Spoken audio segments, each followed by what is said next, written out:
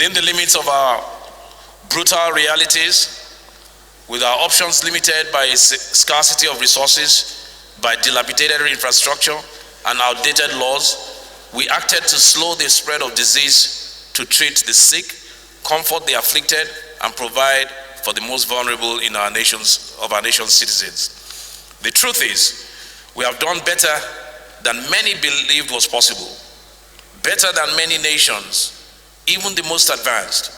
Our economy has taken a big hit, but through partnership with the private sector, government has been able to prevent the nightmare scenarios that some predicted. The Ninth House of Representatives will continue to address the security challenges that threaten our country.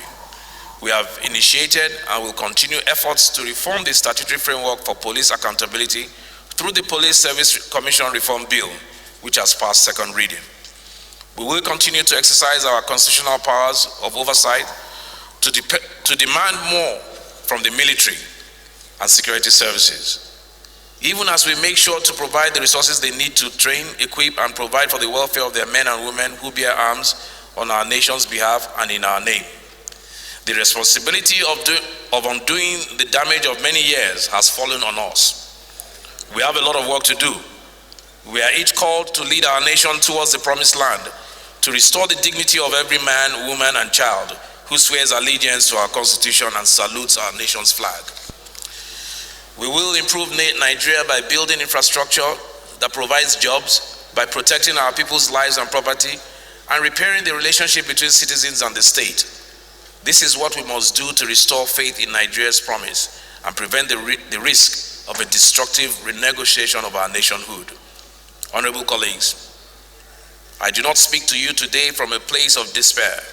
I come to you with an abundance of hope and an unshakable belief in the triumphant spirit of our nation. We are God's people, a country of diverse cultures, united by our incomparable ability to bloom and thrive despite adversity. If we determine not to be consumed by our differences, if we come together in love and strength and faith to seek the common good, it won't be too long before we attain and leave for our children the inheritance of a prosperous nation where peace and justice reign for all. This is the goal to which we must remain committed. I want to, at this time, especially commend once more the health workers, the frontline doctors, nurses, laboratory technicians, care providers, and all those who have every day of this year led the fight against an unseen yet deadly enemy in COVID-19. We recognize their commitment and honor their sacrifice. I pay tribute to the men and women who bear arms in our name, who stand in the gap, risking their lives in our defense. Let us all carry in our hearts the memory of those who have paid the highest price in blood in defense of our Constitution and our democracy. May God bless and keep them all forever. I remember also the ones we lost this year, our dearly beloved colleagues, friends, and family who reached for the heavens and touched the hand of God. We mourn them still, but find comfort in the memory of their lives and the assurance of their peaceful repose.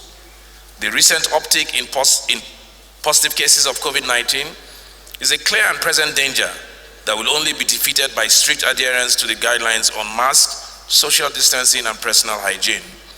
Please take this seriously. We are not out of the woods yet, and we cannot afford to act as if we are. Honorable colleagues, as we go, I wish us well.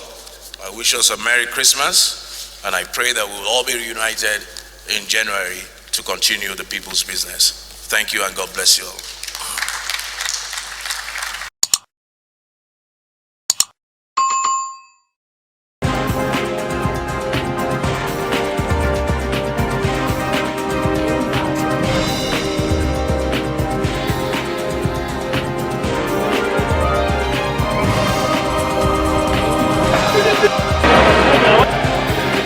Please don't go